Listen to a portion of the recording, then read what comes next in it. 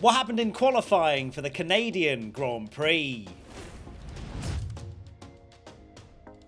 Hello everybody and welcome back to the P1 podcast with Matt and Tommy. That is a ferocious wave from Tom Bellingham, and his favourite driver's not even on pole position. That is right, we are here to reflect on qualifying from the Canadian Grand Prix, and I would say I'm on a high, but I'm also on a low. I'm on a high in terms of the general energy of what's just happened in qualifying and how amazingly close it was. But I'm also in an incredibly depressive state for reasons that we'll also get into in a moment. Yeah, I can't believe after all the talk there was an 80% chance of rain and it didn't rain. And it was really, really, really good. Well, actually, technically, there was an 8% chance of rain, and we did have a few droplets. A few droplets, yes. Yeah, and that's all we got. And I bet we'll get a dry race tomorrow as well. That would be quite something, wouldn't it? Although I did say, didn't I, yesterday, that I was praying for a dry session. You were, so Ferrari could be really quick. Shh. We don't need to say any of that. Okay. Let's get into Q1 first and foremost, where the 5 drivers out were Perez, Bottas, Ocon, Hulkenberg, and Zhou. First and foremost, we have to talk about Sergio Perez, and we'll start with a question.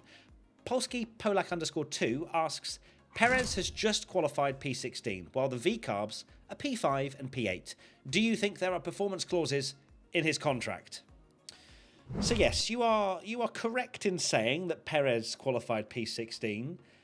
And look, Monaco, I was slightly lenient in the sense of, where's Monaco? You know, these things happen. Very close, tightly, traffic, everything else. It can go wrong in Monaco. Canada, I know it is also a short track and there are some traffic issues, but I'm sorry, Perez was over a second, I think, slower than Verstappen in Q1 and got knocked out. That is unforgivable.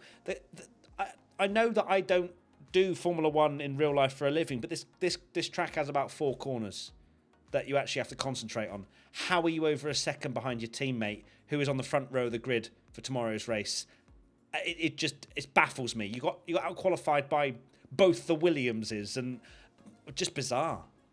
Yeah, it's inexcusable really when his teammate is on the front row, and I know his teammate is Max Verstappen, and we're like, and we know how good Max has been for so long now, but this is, in my opinion, a way worse of a form than at the moment, and how it's been in certain stages of Perez's career than even Gasly and Ocon. Gasly and Ocon. Why did I say Gasly and Ocon? Ocon's a Red Bull confirmed. I just saw the word Ocon.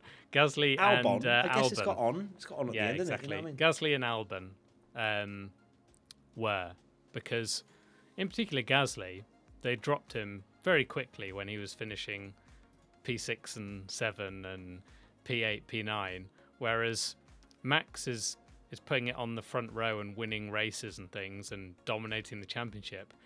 And how many times have we seen Perez not even make it to Q3 and sometimes even out in Q1? It's really embarrassing. It really, really embarrassing. And to do it when there was so much talk of people laughing at his contract, this is where you basically prove everyone wrong and go, shut up, this is why they've signed me for 2 years. I'm going to deliver. And he's done exactly the opposite. Well, you said in the predictions, you literally said it would be one of 2 things. He either proves everybody wrong and sticks it on the front row of the grid and everyone goes, fair enough, or he has a disaster. And that's exactly what he's had. Now, let's talk a little bit about the performance clauses. Now, my opinion on this is that there will absolutely be clauses in there. I think any team will have some things to protect themselves and be able to make rash decisions. But a 2-year deal was the thing that struck me as the most confusing thing from Red Bull's perspective, just purely because Perez has had slumps in the past. Why would they commit so long? But there has to be ways in which if he doesn't perform to a certain level, he will be under pressure again. And it's not going to stop the chatter either from us, from everybody else, because it's not even unfair to single him out here, because it is so vastly different from what Max Verstappen is able to achieve. If Verstappen stuck it 9th or 10th in qualifying, you'd go, well, fair enough, the Red Bull wasn't there. But it was. In Q1, all the way through to Q3, Max managed to pull out a lap somehow. And I'm not saying that Perez needs to get on the front row. Just a 5th, 6th or 7th would have been lovely. Let's concentrate on the other drivers very quickly. Surprising to see Hulkenberg down in 19th. I kind of didn't really register that. No, neither did I. Oh, wow. Because the focus was very much Perez. But I've just looked and gone, oh, Hulkenberg was 19th. And of course, he had that incredible qualifying. Last year. So, of course, slightly different conditions, but still, Hulkenberg is usually a bit of a qualifying specialist. So very surprised to see him there. Ocon as well. But I think it was just the nature of this kind of qualifying session where we didn't really know the pecking order, apart from obviously Stake being terrible. We didn't really know the pecking order of where exactly, or who was quick, because it was a washout pretty much on Friday. And then they tried to chuck everything in FP3 to do some sort of learnings. But yeah, Hulkenberg down in 19th, Ocon as well in 18th. And again, Zhou, 20th, but also miles off again. He's crashed twice this weekend. This has to be curtains now for his career in Formula One. Like it's been kind of obviously spoken about a little bit. Is he going to find a seat? The seats are going thick and fast. Yuki Tsunoda's been confirmed staying at RB. And to put in a performance like this so far, off the back of obviously very terrible qualifyings already, that I would say he's as in the mud as Sargent is when it comes to, if not more, after this weekend. Yeah, I think how he's performed this year, and I feel like we're having this conversation every week of like, why is Zhou in 20th and so far off the field? Because we have this conversation about how close Q1 always is, but I know the stake is terrible, but Bottas does manage to gain a few places on the field. He's not always 19th. Yeah, I mean, Bottas, I know he's not putting in anything that's going to write any news headlines, but Bottas put nearly a second on him Second, clearly. Again. Shocking, isn't it? And you know, Perez is getting criticised, and so rightly should Zhou as well. So very difficult, but as you say, it's a carbon copy every single weekend. We're talking about his qualifying performances. Okay, let's move on to Q2 then. Does he knock Charles out? No, he doesn't. No, he Carlos doesn't. is out. Carlos is out. Is there anyone else out there? Is there anybody else out there? Oh my God, Charles is so low. Ah! But Ferrari's out. Oh my God. Nothing happened. Let's go straight to Q3. The 5 Who was drivers out? out were Leclerc, Sainz, Sargent, Magnussen, and Gasly. Wait, sorry, I missed that. Who was that first one? Oh, if we were on Twitch right now, I would have said some very, very disastrous words to you. Yes, both Ferraris out in Q2. And look, the highs of Monaco have soon diminished here. And it is, quite frankly, not good enough. Ferrari did not look quick at all this weekend. Of course, as I said, it's a washout in first and second practice. But FP3, they didn't look great. Charles was saying over the radio, we're not quick. In qualifying, they looked like they'd maybe closed the gap a tiny bit, but still not on the front foot. Why on God's green earth are they on used tyres at the end of Q2? They don't... I know that, the benefit of hindsight's amazing. But why are they risking it when they don't have the margin anyway? Question from P1 Patreon member rSport. Were Ferrari somehow overconfident going on used tyres at the end of Q2, despite previously acknowledging they were slow so far this weekend? I don't know if it's overconfidence or just purely just not looking into this or thinking about how much the track would ramp up, including having fresh tyres. It's not good enough. It genuinely isn't. It is a big mistake. They've been an efficient team this whole year, and yes, you can commend them for that. But this is plain and simple stuff. If you're not the quickest cars out there, put the tyres on that will allow you to get through to Q3. Them starting 11th and 12th, goodbye podium. They didn't actually have any new tyres going into that final run, but they used new ones. So Fred kind of dismissed it and said, we didn't have... Only Mercedes had new tyres for that final run. But then when they spoke to Charles, he was kind of going, we need to look into it because they used the new tyres early in the session, which is like you normally save them for the end when the track is quickest. And I know there was that risk of rain. Maybe that was the thinking behind it. But if they were slow, surely you save that new set for the end when the track is best, because everyone was going a lot quicker. So save it for then.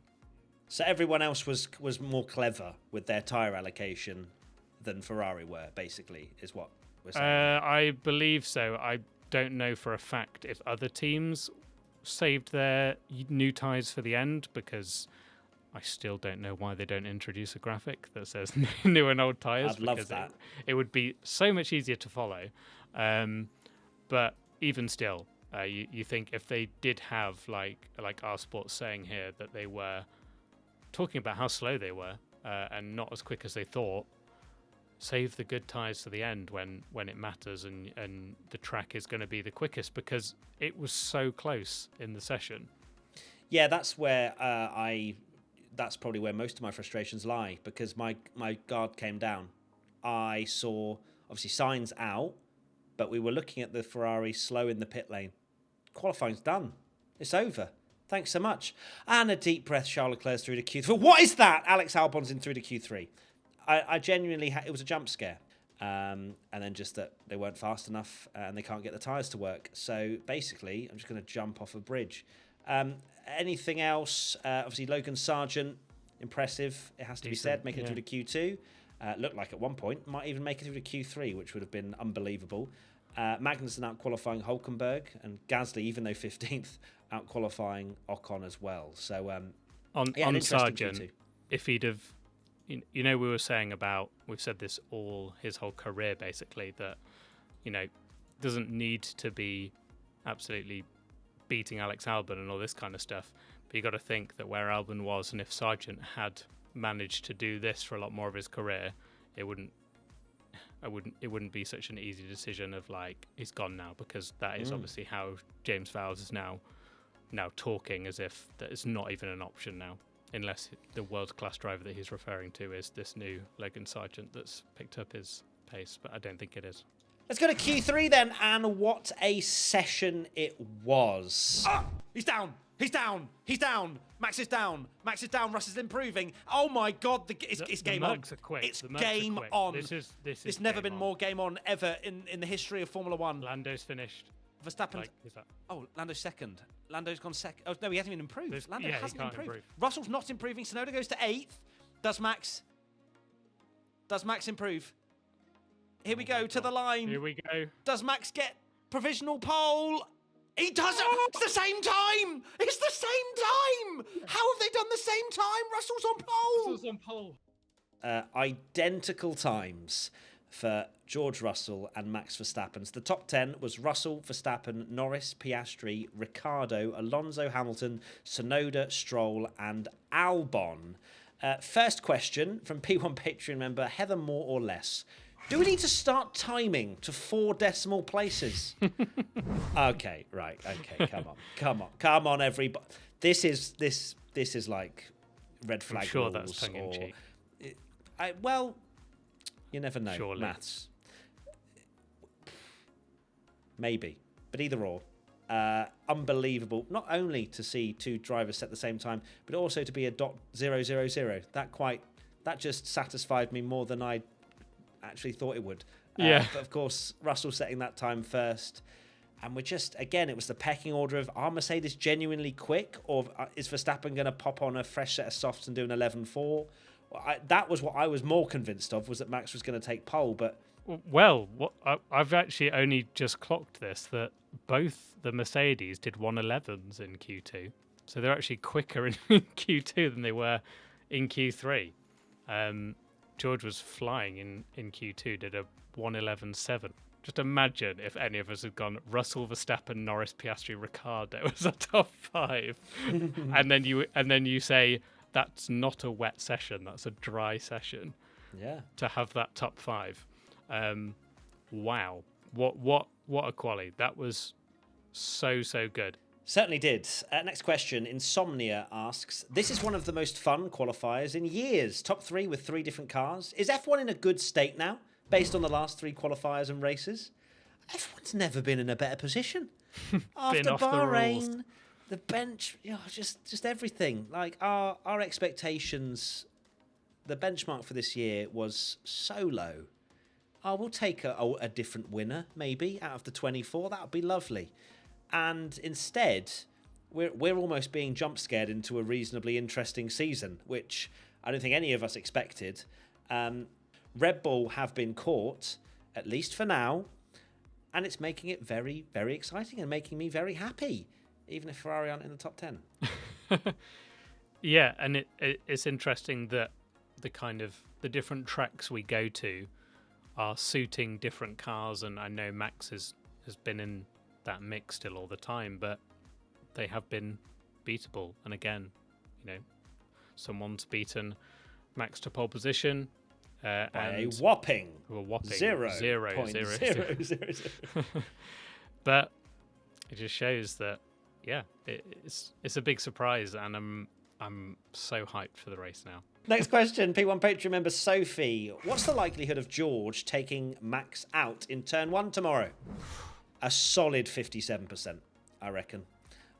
These two, I mean, look, I say that in jest, I am joking, because I think George and Max actually have incredible wheel-to-wheel action when they have come together. Of course, a lot of the time it's been when George didn't really have the faster car, but I think it could be very, very tasty indeed. George is going to do everything to keep Max behind. George is going to do everything to win tomorrow. He's got nothing to lose. He's not in the championship. Mercedes are nowhere near in the constructors. It's time to just fully send it. And if we get a bit of rain as well... I think that turn 1 is going to be fascinating because, like you say... Little squeeze. Just little... Oh! Well, sorry! Yeah, the two have history... And like you say, George Russell is not afraid to get his elbows out at all, or even more than get his elbows out, and doesn't mind a little bit of contact. And Max Verstappen, while he is, we're all going, he's more, mature now and stuff, and he's kind of going to think about the championship and all that. He is also Max Verstappen, so you feel like he's going to go for it. So it's a really fascinating sort of setup for the race tomorrow, and a short run down to turn 1. If Max gets any chance, he'll probably go for it. If Russell gets any chance to keep Max behind, he will do it because he knows that's his big chance. He needs to make sure he's ahead going into turn 1. Next question, Flo_ho_. Do you think Lando or Oscar has a chance to snatch the win? Yes, and yes, I actually think, well, not just purely because of that, I think McLaren should have had pole today. I genuinely do. Lando, as far as I'm aware, didn't improve his time in that last run. No, he didn't. No. And he was 21 thousandths of a second off of pole. Yeah, bottled it. Miles off pole. Joking, of course. Good bants, but also Lando should have had pole, I think. Of course, things that there was improvement out there. It's an odd decision, wasn't it, for McLaren to do that? Do the run early and then... Run early, cool down, then go again. Yeah, and clearly that's what they thought would be best for their car. And I think Lando said afterwards, turn 3 or turn 4, imagine or something. So I wonder if he made a mistake in turn 3 or 4 that cost him pole. Maybe McLaren could use Oscar Piastri as a tactic, and while not quite that extreme, not quite that extreme, but let Piastri go at the start. Absolutely. Hustle Russell, that was unintentional. Ooh, Hustle Russell and Max. Shakespeare. And just let them cook their tyres. Final question comes in from P1 Patreon member Lumixion. Do we need more scathing critics for drivers to produce stellar performances? Of course, this is in reference to Jacques Villeneuve laying into Daniel Ricciardo. Now, I will say, firstly, fantastic performance from Daniel Ricciardo. Less than 0.2 of a second away from pole position. That is absolutely ridiculous. Wild in an RB. What a performance. This one performance does not save Daniel Ricciardo. He has to deliver tomorrow.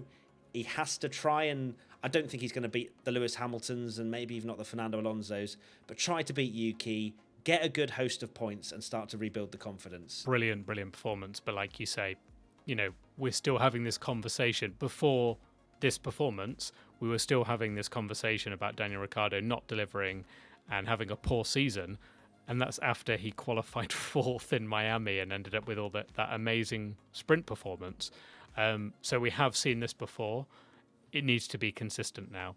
And it's funny that Yuki got signed right before the session. And on Twitch, I think I said the very thing that was like, this is basically a way of saying, right, Danny, you need to hurry up now. Indeed, well, we'll see how it all unfolds in the coming races. And that is it. We have summed up qualifying for the Canadian Grand Prix. Sets us up beautifully. Hell yeah, we'll be live on Twitch, Matt P1 Tommy. If you haven't come and watch along with us, we'd love to have you there. And of course, the podcast, funniest tweets, and everything else will be with you over the course of the rest of this weekend and into next week. We'll see you tomorrow. Let's see what happens. George Russell, will he win? Versus Max. Will it be Max? Turn 1. Or will it be the McLarens? Or will it be Daniel Ricciardo? Will it be That's Charlotte something. Leclerc? No. Bye! Where's that optimism? That's burst. Well, it went down the drain when they weren't in Q3.